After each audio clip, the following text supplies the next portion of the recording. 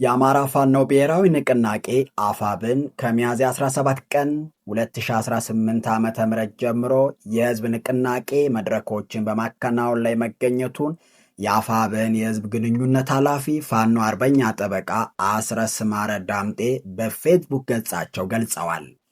የአፋብን የህዝብ ግንኙነት ኃላፊ አርበኛ ፋኖ አስረስ ማረ ዳምጤ በተደራጀ የፖለቲካ ስራ የአማራ ህዝብ ብሔራዊ ንቅናቄ ይዳብራል፣ ህልውናውም ይረጋገጣል በሚል መሪ ቃል ድርጅታችን በተቆጣጠራቸው ሁሉም ቦታዎች እየተካሄደ ባለው የህዝብ መድረክ የተለያዩ የማህበረሰብ ክፍሎች በመሳተፍ ላይ ይገኛሉ ብለዋል።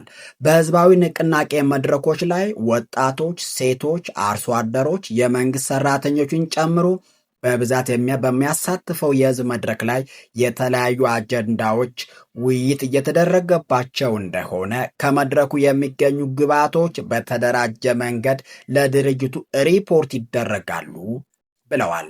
ፋኖ አስረስ ማረ ዳምጤ አያይዘውም በመድረኮች የህልውና ትግሉ የደረሰበትን ደረጃ፣ በትግላችን ያሳካናቸውን ድሎች፣ የትግሉ ሳንካዎች፣ ድርጅታዊ ተግባሮቻችንን፣ ከማህበረሰቡ ጋር ያለን ግንኙነት፣ የብልጽግና ምርጫ ወይ ጦርነት ፕሮጀክት ጨምሮ በርካታ ጉዳዮች ይዳሰሳሉ ሲሉ ጽፈዋል።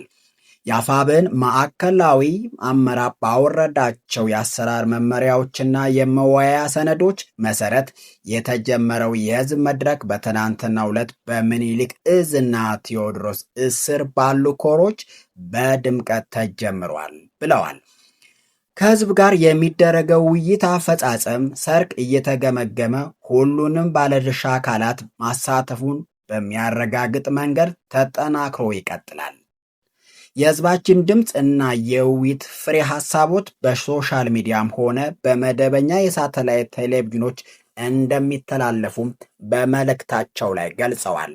አዲስ ትውልድ ሚዲያም እንደነዚህ ያሉ ህዝብን የማንቃት የማብቃትና የማዳመጥ ውይይቶችና መድረኮችን ተጠናክረው መቀጠል አለባቸውም ይላል። እየተከታተልንም ከስር ለህዝባችን እናቀርባለን። እናመሰግናለን።